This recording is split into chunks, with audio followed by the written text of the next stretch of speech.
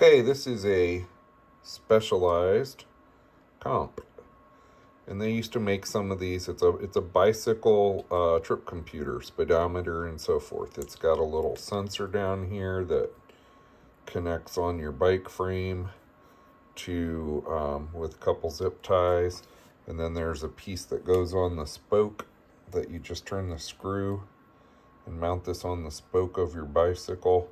The sensor spins past this and it measures your speed and your mileage and stuff.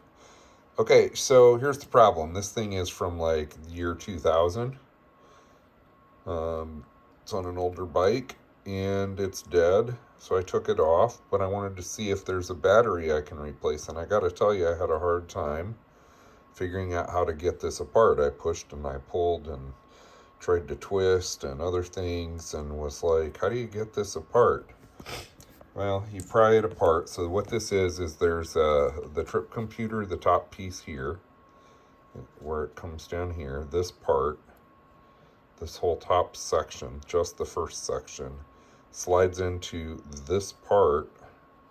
I got a burn on my finger there. Slides into this part from the side. So you can pry this apart with a screwdriver. Just a small screwdriver, like here's a little Craftsman flat blade screwdriver. And I don't know if I can hold the phone and do this. So what I'm going to do is show you first. I'm going to take it and put it this direction and insert it right here. And then I'm going to twist this until I get this to move a little bit. What you want is for this, top section right here to slide out of this part of the bracket that direction.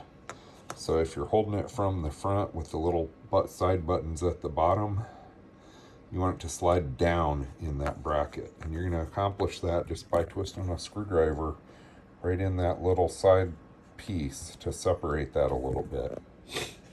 Let me see if I can find a way to lean this or set it against something, and maybe I can do it here so you can see.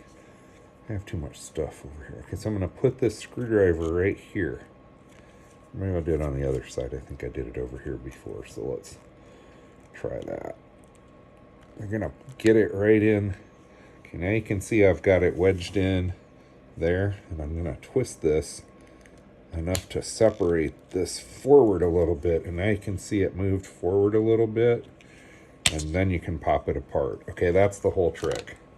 Once you get that, it becomes easier. There is and by the way, this is, totally dead. Doesn't light up. Okay, so once you have it to this, you just take a coin. I have a nickel. You put it in this slot and turn the cover. So again, sorry, this is such a shaky video. But if you're trying to figure this out, you just turn that, open it up. It says on the back, battery CR2032. Battery CR2032. So it does have a replaceable battery. This one happens to be a Sony CR2032. You can take your little screwdriver and pop that out. Just like that. I have another CR2032 battery right here. I'm popping in. Put the cover back on.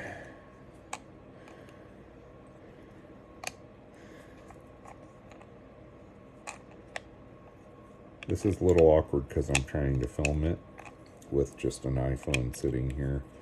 Just because I couldn't find anybody showing how to do this. Oops, here. It doesn't work with the screwdriver. Alright, here we go. This is pretty easy if you do it right, which I didn't. So let me I'm dropping everything here. Here. You just got to get it laying flat and screw the stupid cover back in. I don't know why I'm having a hard time here. Oh, come on. There. Just get it sitting flat, then give it a twist. And it's locked back down. Okay? And now it lights up like it should. So it'll do average speeds and trip computer stuff, various functions, max speed, average speed, distance. I don't even know what all this is. I've got it set in miles per hour. Okay, so this is back up and functional, and that's all you have to do to change the battery in these. It was hard to find a video that showed how to do that, and I couldn't, I was afraid I was going to break this mount, or that it was all one piece and just had a contained battery that was, not intended to be changed. But thankfully, I found a manual that showed that this was a separate mount. And then I just pried it apart and said, well, I'll either break it or get it apart. So anyway, there's the pieces. I'll have to get some more zip ties where I cut it off the bike, and just replace these zip ties that strap this to the fork. Other than that, there's a screw in here that you separate this mount with to put it on the handlebar. And my trip computer is back up and running. Just had to change the battery. The thing's 26 years old, I think. I don't know, I might have added it later. It could be 15 years old, but I think it's actually from about 2001.